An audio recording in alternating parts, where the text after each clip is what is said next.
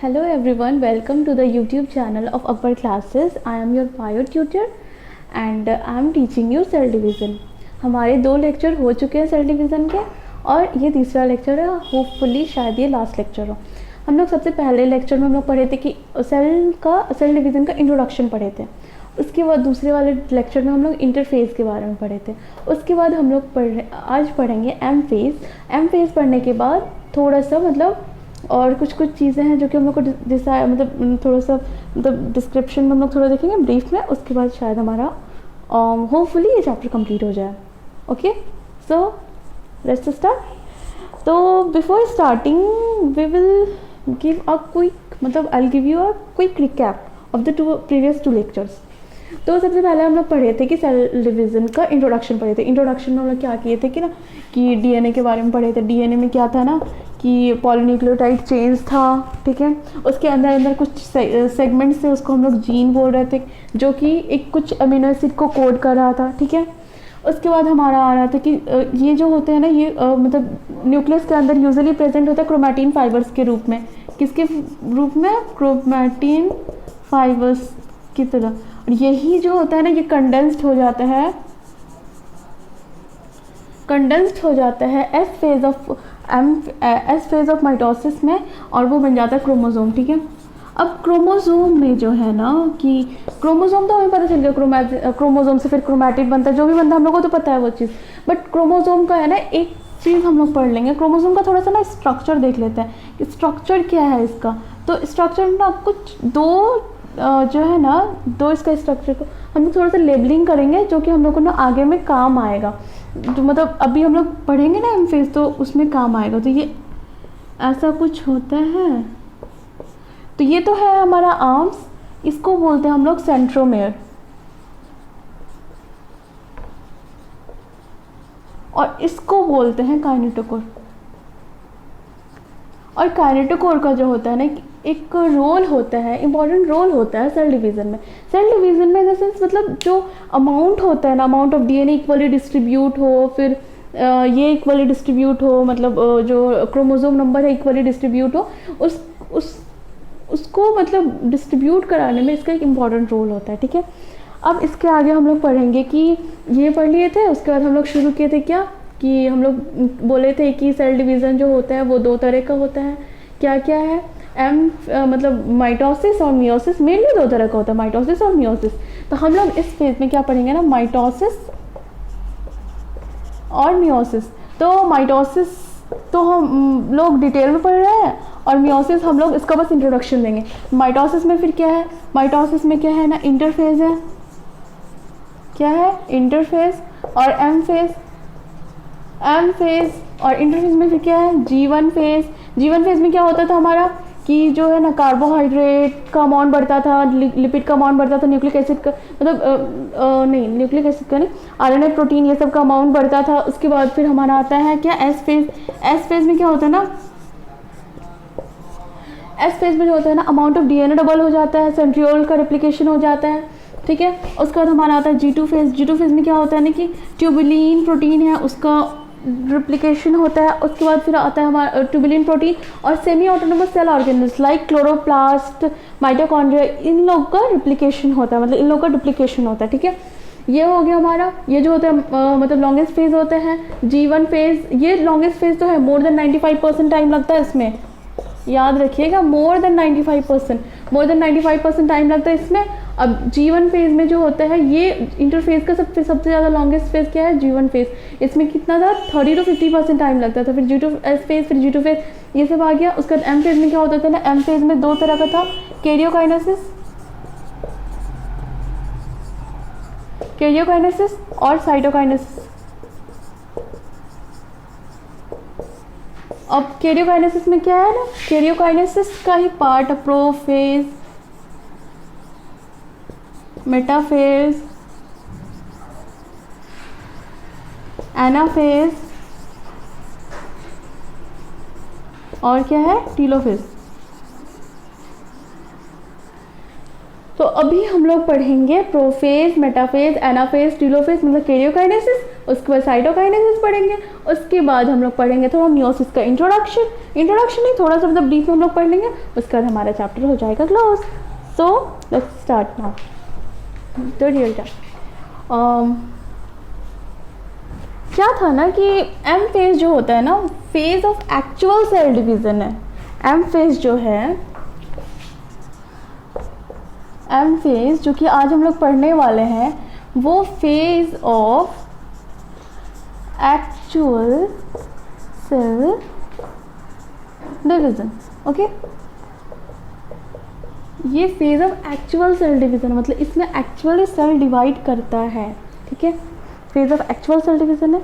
Mitosis मतलब M phase में ही आता है क्या हमारा माइटोसिस, इसी को माइटोसिस बोलेंगे। ठीक है, अब माइटोसिस में क्या होता है ना कि मतलब process in which mother cell divides into 2 daughter cells and मतलब जितना amount of DNA mother cell में होता है उतना ही उसके डॉटर सेल्स में होता है। ठीक है, तो मदर सेल डिवाइड्स और produces identical daughter cells having same number of chromosomes and amount of DNA as the mother cell। तो हम लोग माइटोसिस का एक बार डेफिनेशन लिख देते हैं। माइटोसिस का डेफिनेशन लिखेंगे कि mother cell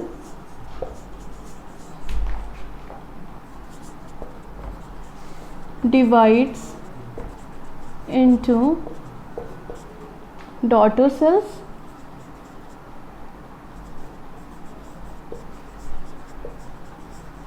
actually into 2 daughter cells two daughter cells having same number of chromosomes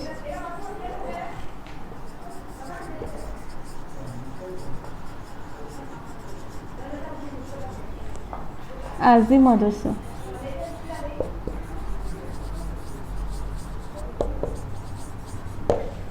okay, definition is clear to all of you. इसके बाद ना हम लोग थोड़ा सा पढ़ेंगे कि ये क्या है, मतलब इसके बाद हम लोग पढ़ेंगे कि एक हम लोग पिछले लेक्चर में हम लोग पढ़ चुके थे ना कि इसका रीज़न क्या है माइटोसिस का। तो हम लोग एक बार क्विक मतलब उसका रीज़न हम लोग फिर से जान लेते हैं एक बार कि मतलब रीज़न ऑफ माइटोसिस क्या है। रीज़न ऑफ माइटोसिस है कि to restore the nucleocytoplasmic ratio. ठीक है, तो इसका रीज़न हम लोग लिख लेते हैं नीचे में। रीज़न ऑफ माइटोसिस क्या है? To restore nucleocytoplasmic ratio. Okay, to restore nucleocytoplasmic ratio is the reason of division, मतलब is the reason of mitosis, कि यही रीज़न है कि सेल डिवाइड करता है। ठीक है, अब आई होप आप लोग लिख लिए होंगे और नहीं लिखे हैं तो पॉज करके लिख लीजिए। अब हम लोग का आता है ना कि कैरियोकाइनेसिस। एम फेज में 2 फेज था ना, एक कैरियोकाइनेसिस था और एक साइटोकाइनेसिस था। ठीक है, तो कैरियोकाइनेसिस हम लोग सबसे पहले पढ़ेंगे। तो कैरियोकाइनेसिस का टॉपिक हेडिंग डाल लेते हैं, कैरियोकाइनेसिस। कैरियोकाइनेसिस मतलब क्या है? कैरियोकाइनेसिस मतलब है न्यूक्लियर, सिंपली कैरियोकाइनेसिस मतलब क्या है? Nuclear division of nucleus.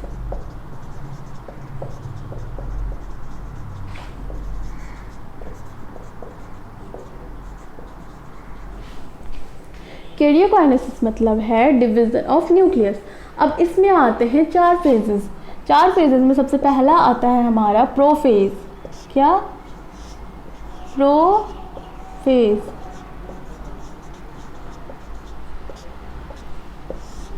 ठीक है, प्रोफेज। अब प्रोफेज में क्या होता है ना कि लुक, बिफोर स्टार्टिंग प्रोफेज मैं एक बात क्लियर कर दूं कि हम लोग जो ये सब लेते हैं ना कि इसमें इतने सारे फेजेस होते हैं, इंटरफेज में होता है G1 phase, G2 phase, G1 phase, S phase, G2 phase, फिर M फेज में आता है केरियोकाइनेसिस, एंडोकाइनेसिस में आता है प्रोफेज, मेटाफेज, एनाफेज, टेलोफेज। मैं इतनी बार ये सब चीज़ें इसलिए बता रही हूँ, मतलब बार बार बोल रही हूँ ताकि आप लोगों को ना याद हो जाए चीज़ें, क्योंकि बार बार बोलने से ना चीज़ें याद होती हैं। तो मतलब ये जो हम लोग बोल रहे हैं ना, डिवीज़न कर रखे हैं ना कि ये G1 फेज है, ये G2 फेज है, ये S फेज है, ये जो भी हो, मतलब प्रोफेज, मेटाफेज जो भी है, ये सब जो होता है ना कि हम लोग अभी अप्रॉक्सीमेशन ले रहे हैं। एग्जैक्ट जो होता है ना, क्लियर कट डिवीज़न नहीं कर सकते कि नहीं इतना है तो एकदम एग्जैक्ट यहीं से शुरू हो गया होगा। हम लोग एक ना अप्रॉक्सीमेशन लेते हैं कि मतलब अगर एस फेज की बात करें कि हाँ ठीक है, अमाउंट ऑफ DNA डबल हो गया अप्रॉक्स, और फिर सेंट्रियोल भी डुप्लीकेट कर गया है, तो एस फेज का एंड हो गया होगा और G2 फेज शुरू हो गया होगा। हम लोग ऐसे कर रहे हैं। तो जैसे कि हम लोग प्रोफेज भी कर रहे हैं, तो प्रोफेज सब ना एक अप्रॉक्सीमेशन है।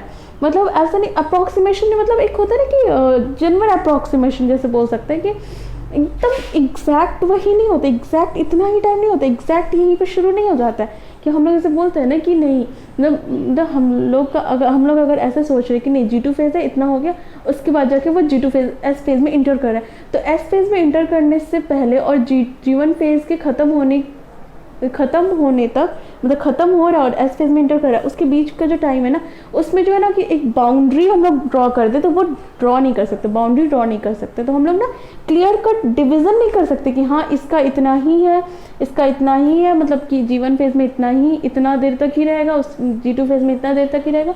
तो ये हम लोग का ना एक अप्रॉक्सीमेशन है, ये बात क्लियर मतलब माइंड में रखना, ठीक है। तो प्रोफेज में हम लोग पहले अर्ली प्रोफेज के बारे में बात करेंगे कि अर्ली मतलब प्रोफेज शुरू होने तक कुछ, ठीक है, मतलब कुछ देर तक अर्ली प्रोफेज। उसमें क्या होता है ना कि हमारा जो ये होता है, मतलब जो कि मतलब DNA है, मतलब क्रोमोसोम जो होते हैं वो तो रहता है ना कि क्रोमोसोम जो होते हैं ना वो ना लॉन्ग थिन थ्रेड लाइक हो जाते हैं और उलन लाइक, मतलब उलन फॉर्म में आ जाते हैं, मतलब उलझ के रह जाते हैं, मतलब उलझ जाते हैं, मतलब जैसे कि सारा जो है ना क्रोमैटिन फाइबर्स मतलब बॉल लाइक और उलन बॉल लाइक बन जाता है, ठीक है, उलन बॉल लाइक बन जाता है। और हमारा जो ये है मतलब न्यूक्लियोलस है, इंडोप्लाज्मिक रेटिकुलम है, गोल्जी बॉडी है, वो सब ना मतलब डिसअपियर होना शुरू हो जाता है, ठीक है। तो अर्ली प्रोफेज में हमारा क्या होता है ना कि जो मतलब क्रोमैटिन फाइबर्स होते हैं, क्रोमैटिन फाइबर्स जो होते हैं हमारे, क्रोमैटिन फाइबर्स जो होते हैं या फिर ऑल द जो कि क्रोमोसोम्स ही हैं, वो आर थिन थ्रेड लाइक,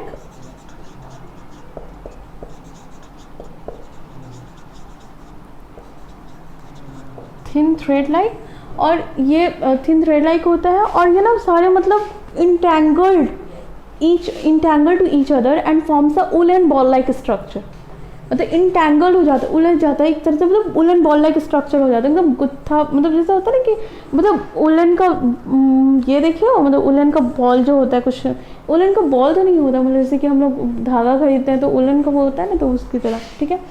तो थ्रेड लाइक एंड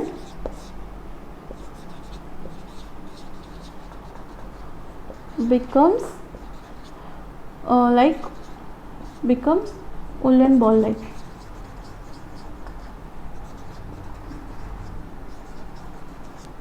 और इसी टाइम पे एक और चीज़ होता है, हमारा जो इंडोप्लाज्मिक रेटिकुलम होता है ना, इंडोप्लाज्मिक रेटिकुलम, गोल्जी कॉम्प्लेक्स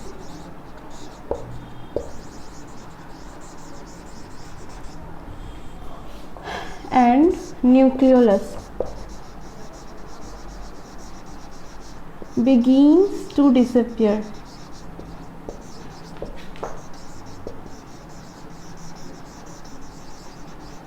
ठीक है, begins to disappear। ये हो गया हमारा अर्ली प्रोफेज में ये सब होता है, ठीक है, अर्ली प्रोफेज में ये सब होता है। एक और चीज़ जो होता है कि सेंट्रियोल जो था ना, जो कि एस फेज में डुप्लीकेट किया था, ये ना सेंट्रियोल का एक फंक्शन होता है कि सेंट्रियोल ना हमेशा परपेंडिकुलरली अरेंज करके वर्क करता है, फंक्शन करता है, इसका जो फंक्शन जो भी होता है, इसका जो काम होता है ना वो परपेंडिकुलरली अरेंज होता है। तो परपेंडिकुलरली अरेंज हो जाता है पोल्स में जाके, मतलब ये ना मतलब centriole move towards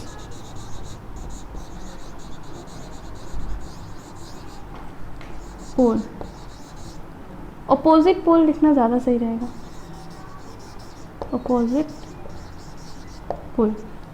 is it clear? उसके बाद उसके बाद आता है हमारा क्या, लेट प्रोफेज। अर्ली प्रोफेज में क्या होता है ना कि क्रोमैटिन फाइबर जो होते हैं वो थिन थ्रेड लाइक होते हैं और मतलब एकदम उलझ के वुलन बॉल लाइक बन जाते हैं स्ट्रक्चर। उसको ना स्पाइरिन स्टेज बोलते हैं, और इससे मतलब इतना ये नहीं है, मतलब ज़रूरी नहीं है।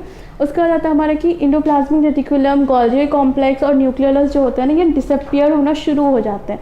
और हमारा जो सेंट्रियोल जो था ना, जो कि एस फेज में रेप्लिकेट किया था, वो मतलब मूव टुवर्ड्स अपोजिट पोल्स। ठीक है, अब हमारा आता है लेट प्रोफेज, हम लोग शुरू करेंगे।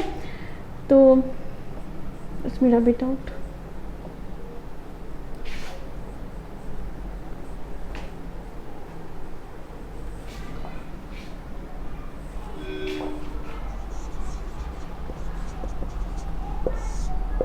लेट प्रोफेज में क्या होता है ना कि जो हमारा वो था हमारा इंडोप्लाज्मिक रेटिकुलम, न्यूक्लियोलस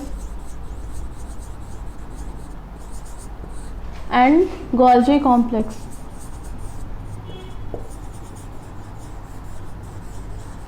ये डिसअपियर हो जाते हैं। ठीक है, ये सारा कुछ डिसअपियर हो जाता है और फॉर्मेशन ऑफ स्पिंडल फाइबर मतलब ठीक है ये हो जाता है। और फिर हमारा ये जो होता है ना क्रोमोसोमल कंडेंसेशन शुरू हो जाता है। क्रोमोसोमल कंडेंसेशन कैसे बोलेंगे कि जो क्रोमोसोम का स्ट्रक्चर बनता है ना, हम लोग देखते हैं उसके जो स्ट्रक्चर मतलब होता है ना वो बनना शुरू हो जाता है। और एक और चीज़ की न्यूक्लियर मेम्ब्रेन जो होता है ना, न्यूक्लियर मेम्ब्रेन ये भी डिसअपियर होना शुरू हो जाता है, begins to disappear.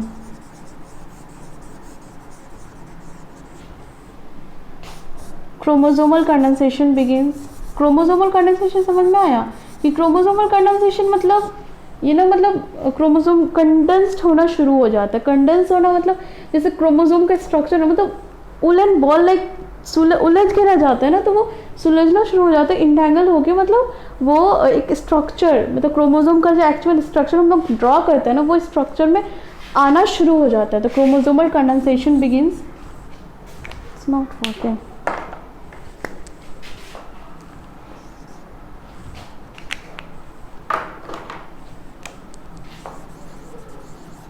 Condensation begins. ठीक है, और एक और चीज़ हमारा है यहाँ पे कि फॉर्मेशन ऑफ स्पिंडल फाइबर्स।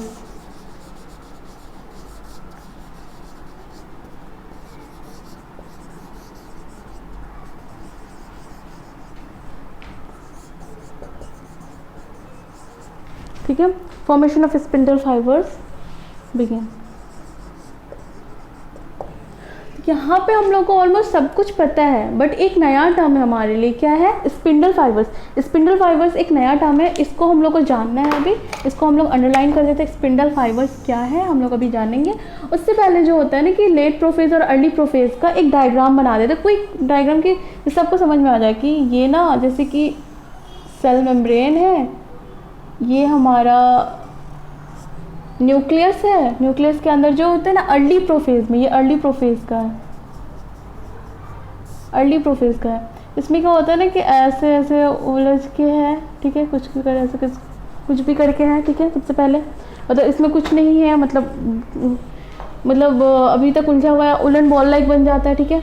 उसका लेट प्रोफेज में क्या होता है ना कि लेट प्रोफेज में हमारा स्ट्रक्चर कुछ ऐसा हो जाता है। ये सेल मेम्ब्रेन है हमारा, जो वो होता है न्यूक्लियर मेम्ब्रेन जो होता है वो टूटना शुरू हो जाता है, ब्रेक करना शुरू हो जाता है, याद है? मतलब nuclear membrane begins to disappear, तो टूटना शुरू हो जाता है। डिसअपियर कंप्लीटली नहीं होता है, टूटना शुरू हो जाता है लेट प्रोफेज में। और ये क्या है? सेल मेम्ब्रेन है हमारा, ये nuclear membrane begins to disappear. और वो सब जो होता है इंडोप्लाज्मिक रेटिकुलम, फिर गोल्जी कॉम्प्लेक्स और न्यूक्लियस वो सब डिसअपियर हो चुके होते हैं लेट प्रोफेज तक, तो यहाँ पे रहता है बट यहाँ पे नहीं रहता है, ठीक है। और यहाँ पे जो होता है ना कि ये थोड़ा सा ना इंटेंगल्ड हो जाता है, मतलब अलग अलग होना शुरू हो जाता है। जो डीएनए या फिर मतलब क्रोमैटिन फाइबर्स होते हैं वो इंटेंगल्ड, ज़्यादा इंटेंगल्ड नहीं, मतलब ज़्यादा मतलब उलझ के नहीं रहता, थोड़ा थोड़ा सुलझना शुरू हो जाता है ऐसा ऐसा टाइप। और फिर जो वो हमारा सेंट्रियोल था, वो सेंट्रियोल यहाँ पे जा पोल्स में चले जाते हैं सेंट्रियोल, और उससे ना थोड़ा थोड़ा ना स्पिंडल फाइबर्स निकलना शुरू हो जाता है, स्पिंडल फाइबर्स। तो अभी मैं बताऊंगी स्पिंडल फाइबर्स क्या है। तो ये क्या है ना, स्पिंडल फाइबर्स है, स्पिंडल फाइबर्स है हमारा। ये क्या था, सेंट्रियोल। ये जो होता है मतलब डिसइंटीग्रेटिंग न्यूक्लियर मेम्ब्रेन है। ये क्या है, न्यूक्लियर मेम्ब्रेन है। ये जो है इंटैंगल्ड, मतलब धीरे धीरे इंटैंगल्ड हो रहा है क्रोमैटिन फाइबर्स, ठीक है। इतना क्लियर है। और अब हम लोग शुरू करेंगे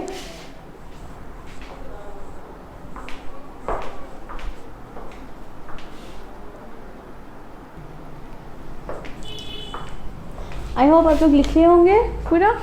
उसके बाद हम लोग शुरू करेंगे ना कि बिफोर स्टार्टिंग फर्दर फेजेस, मतलब मेटाफेज शुरू करने से पहले एक फेज मतलब एक टर्म है हमारा स्पिंडल फाइबर, ये जानना ज़रूरी है। स्पिंडल फाइबर से आप लोग अवेयर नहीं हैं अभी तक, तो उसको मैं थोड़ा सा एक्सप्लेन करूँगी, फिर वी विल मूव फर्दर।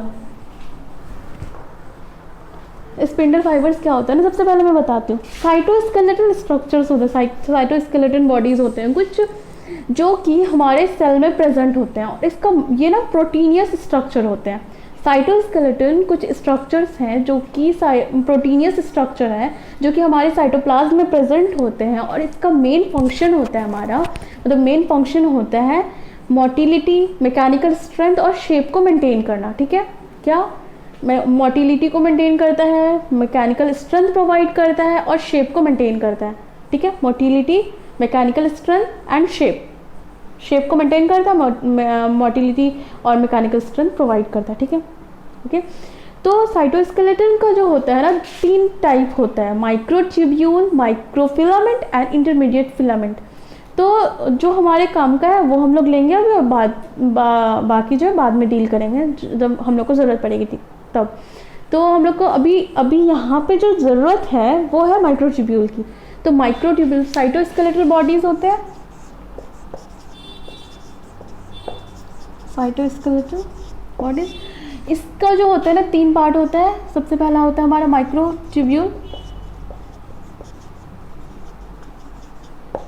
दूसरा होता है माइक्रोफिलामेंट,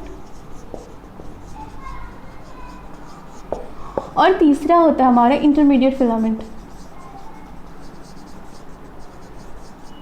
क्या क्या होता है, ये सब सारी चीज़ें होती है, माइक्रोट्यूब्यूल, माइक्रोफिलामेंट, इंटरमीडिएट फिलामेंट। अब हम लोग को जो ज़रूरत की है वो है हमारा माइक्रोट्यूब्यूल। ये दोनों मैं रब कर देती हूँ। माइक्रोट्यूब्यूल से जो बनता है ना हमारा, ये बनाता है सेंट्रियोल, ठीक है। अब सेंट्रियोल से ही बनता है हमारे spindle fibres,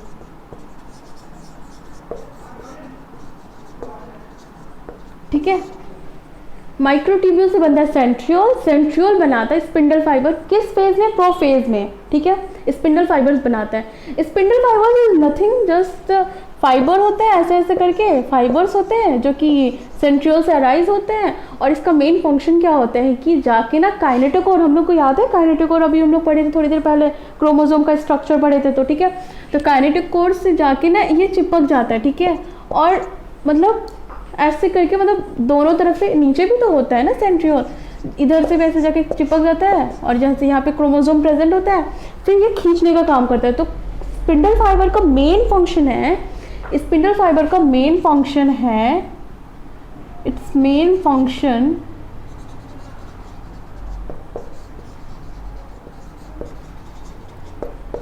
is to distribute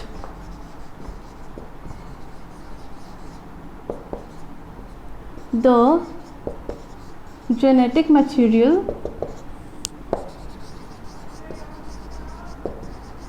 equally among both cells, ठीक है, इसका मेन फंक्शन क्या है? Its main function is to distribute the genetic material equally among both cells, ठीक है, बोथ डॉटर सेल्स। तो स्पिंडल में मतलब जेनेटिक मटेरियल इक्वली कैसे डिस्ट्रीब्यूट करेगा कि मतलब ये चेक करता है कि मतलब अमाउंट जो है ना, क्रोमोसोम नंबर जो है ना सेम क्रोमोसोम नंबर दोनों में रहे, अमाउंट ऑफ डीएनए दोनों में सेम रहे। इसका जो फंक्शन प्रोवाइड करता है, इसके लिए एक मेन रोल मतलब मेन रोल जो है इसका होता है स्पिंडल फाइबर्स का। स्पिंडल फाइबर ही ये सब चीज़ें करते हैं, ठीक है। अब हम लोग पढ़ेंगे, आई होप ये क्लियर है आप लोगों को कि स्पिंडल फाइबर क्या है, इसका क्या काम होता है। अब हम लोग ना आगे पढ़ेंगे और हम लोग चलेंगे दूसरे फेज में, मेटाफेज में, ठीक है। मेटाफेज में जो होता है ना, मेटाफेज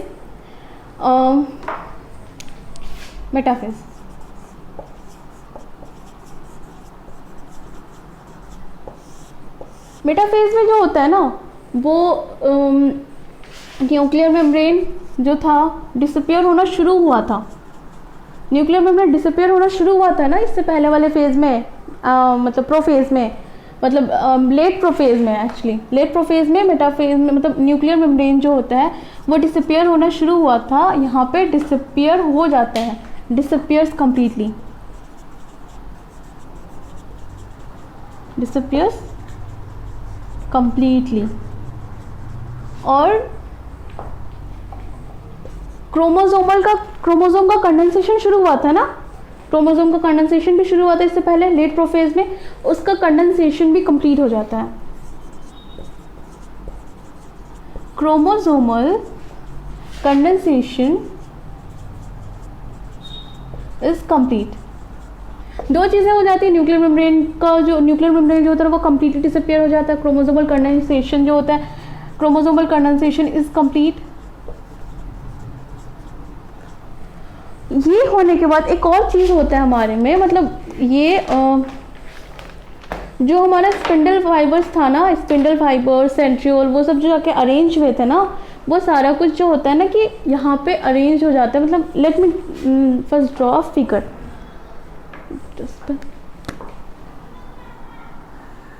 तो ये सेल है, ठीक है, और ये हमारा मतलब सेंट्रियोल है, अपोजिट पोल्स में हम लोग अरेंज कर दिए। ये इससे निकल रहा है स्पिंडल फाइबर्स, ये निकल रहा है हमारे स्पिंडल फाइबर्स। और जो होता है ना हमारा वो कंडेंसेशन कंप्लीट हो जाता है ना, क्रोमोसोम का कंडेंसेशन, तो कुछ ऐसा बन जाता है, ऐसा और ऐसे ना अरेंज हो जाता है यहाँ पे। हम लोग मैं अभी यहाँ पे 2 क्रोमोसोम ही दिखा रही हूँ, बट ऐसा नहीं कि सिर्फ 2 होता है, बहुत सारे क्रोमोसोम होते हैं। 23 पेयर्स ऑफ क्रोमोसोम्स होते हैं ना हमारे में, तो बहुत सारे क्रोमोसोम होता है। और ये ना यहाँ पे क्या होता है ना, यहाँ पे काइनेटोकोर होता है, यहाँ पे क्या है ना, ये काइनेटोकोर है, दिख रहा है ना, काइनेटोकोर है। यहाँ पे जो होता है ये यहाँ पे अटैच हो जाता है, ये यहाँ पे अटैच हो जाता है, इधर से ये अटैच हो जाता है, इधर से ये अटैच हो जाता है। और भी बहुत सारे होते हैं, उन लोग में भी अटैच होता है, नहीं होता है तो ये कंटिन्यूअस हो जाता है, कोई फाइबर ऐसा हो जाता है। और ये जो है ना यहाँ पे जाके अटैच होके ऐसा कुछ स्ट्रक्चर बना लेता है। तो एक ना इक्वेटर, इसको क्या बोलेंगे, इक्वेटर बोलेंगे, इसको बोलेंगे पोल। तो इक्वेटर में ना एक लाइन से मेटाफेजिक प्लेट की तरह, मतलब मेटाफेज में है तो इसलिए मेटाफेजिक प्लेट, एक प्लेट की तरह बन जाता है, ठीक है। कि यहाँ पे मतलब मैं 2 दिखा रही हूँ, बट और भी होते होंगे, मतलब पूरा एक प्लेट बन जाता है। जैसे कि ये पूरा ये है हमारा, जैसे अर्थ मान लो, तो अर्थ का क्या जो इक्वेटर बीच में जो होता है, ठीक है, ऐसे मतलब एक प्लेट बन जाता है। इसको हम लोग क्या बोलते हैं, मेटाफिजिक प्लेट, ठीक है। और इसी को मतलब ऐसे जो अरेंज हो जाता है ना, इसको हम लोग बोलते हैं कांग्रेशन। क्या बोलते हैं, कांग्रेशन।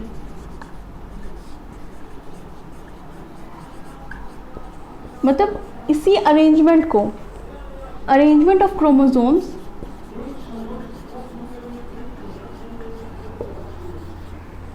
arrangement of chromosomes on equator forming metaphasic plate।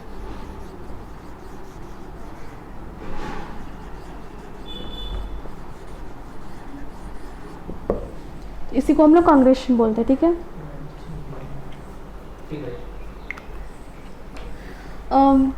उसके बाद हम लोग का शुरू होता है एक और चीज़, आप लोग पहले ये लिख लो, उसके बाद हम लोग आगे बढ़ेंगे। ये क्या है हमारा, ये हमारा है सेंट्रियोल, और ये क्या है हमारा स्पिंडल फाइबर। ओके, और ये हमारा क्रोमोसोम्स, और ये पूरा अरेंजमेंट को क्या बोल देंगे हम लोग, कंग्रेशन बोल देंगे। ठीक है, कंग्रेशन लिख रखा है यहाँ पे। यहाँ पे ना एक और चीज़ होता है, फिगर से ही पता चल रहा है कि जो वो होता है ना कि स्पिंडल फाइबर जो होता है ना काइनेटोकोर से अटैच हो जाता है। ठीक है, तो दो तीन चीज़ें अभी यहाँ पे लिख दी है। एक है कि न्यूक्लियर मेम्ब्रेन डिसअपियर हो जाता है कम्प्लीटली, क्रोमोसोमल कंडेंसेशन कंप्लीट हो जाता है। उसके बाद जो होता है ना कि ये attachment of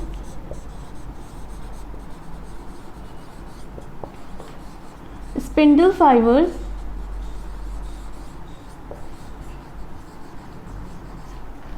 to the kinetochore.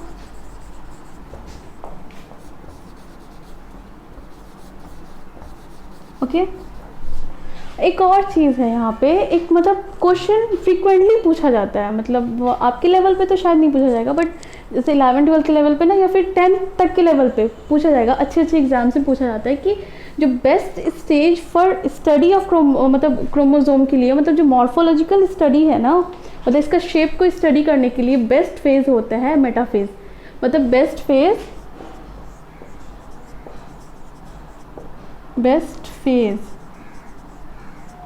For study of structure of chromosome. ठीक है, best phase for study of structure of chromosome, क्योंकि इस फेज में ना स्ट्रक्चरली अगर हम लोग देखा जाए तो इसका जो स्ट्रक्चर है ना एकदम एक्चुअल स्ट्रक्चर होता है, जो कि हम लोग को चाहिए होता है कि जो मतलब क्रोमोसोम के लिए एक्चुअल स्टडी, मतलब क्रोमोसोम का हम लोग फिगर बनाते हैं ना तो एक्चुअल ऐसा दिखता है। तो मेटाफेज में ही हम लोग इसका फिगर देख सकते हैं अच्छे से। तो best phase for study of structure of chromosome. ठीक है, तो मेटाफेज में हम लोग क्या क्या पढ़े, क्विक रिकैप देखते हैं कि मेटाफेज में हम लोग सबसे पहले पढ़े कि न्यूक्लियर मेम्ब्रेन जो होता है ना वो कंप्लीटली डिसअपियर हो जाता है। वहाँ पे न्यूक्लियर मेम्ब्रेन कुछ दिख रहा है, नहीं दिख रहा है। ठीक है, वो कंप्लीटली डिसअपियर हो गया।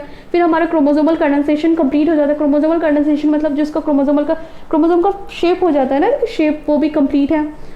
ये बेस्ट फेज है for study of structure of chromosomes. ठीक है, उसका बाद कंग्रेशन होता है कि arrangement of chromosomes on equator forming metaphasic plate. Congression होता है इसको। कंग्रेशन मतलब वो ना इक्वली ऐसे करके लाई कर जाता है पूरा इक्वेटर में, इसको बोलेंगे हम लोग कंग्रेशन। ठीक है, उसका एक और चीज़ है कि जो स्पिंडल फाइबर्स हैं मतलब वो जाके अटैच हो जाते हैं काइनेटोकोर से। यहाँ पे क्या है, काइनेटोकोर है ना, I have not shown it, but आप लोगों को समझ में आ रहा है ना, मैं थोड़ी देर पहले बोली ना कि काइनेटोकोर से जाके अटैच हो जाता है। तो इतनी सारी चीज़ें हो गई। अब प्रोफेज में क्या पढ़े थे हम लोग, प्रोफेज में अर्ली प्रोफेज में लेट प्रोफेज, अर्ली प्रोफेज में हम लोग पढ़े थे कि जो इंडोप्लाज्मिक रेटिकुलम होता है, गोल्गी कॉम्प्लेक्स होता है और न्यूक्लियस होता है, वो डिसअपियर होना शुरू हो जाता है। लेट प्रोफेज में जाके वो डिसअपियर हो जाता है। उसके बाद अर्ली प्रोफेज में था कि सेंट्रियोल जो होता है वो अपोजिट पोल्स में मूव कर जाता है। उसके बाद लेट प्रोफेज में क्या था ना कि हमारा कि वो जो ये होता है न्यूक्लियर मेम्ब्रेन होता है वो बिगिंस टू डिसअपियर हो जाता है, और बिगिंस टू डिसअपियर मतलब डिसअपियर होना शुरू हो जाता है।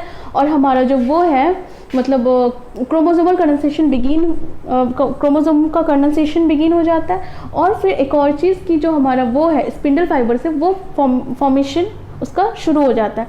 तो इतनी सारी चीज़ें थी। उसका दो मेटाफेज में ये सारी चीज़ें हैं। तो आई होप मतलब एक्चुअली और भी 2 फेज़ बाकी है अभी, एनाफेज और टीलोफेज। आप लोग अभी इतना करके आओ, फिर उसके बाद आगे हम लोग पढ़ेंगे कि मतलब एनाफेज और टीलोफेज में क्या होता है। उसके बाद हम लोग मियोसिस का थोड़ा सा इंट्रोडक्शन पढ़ेंगे, और एक और कुछ होता है, माइटोसिस होता है, कुछ चीज़ें होती हैं, मतलब बस एक लाइन में डेफिनेशन है, वो सब चीज़ें पढ़ लेंगे। उसके बाद we will complete this chapter. मतलब इसका ये पार्ट 1 है, पार्ट 2 में मैं एक और लेक्चर लेके ये पूरा समझा दूँगी। ठीक है, ओके, थैंक यू, ख्याल रखिए अपना, बाय।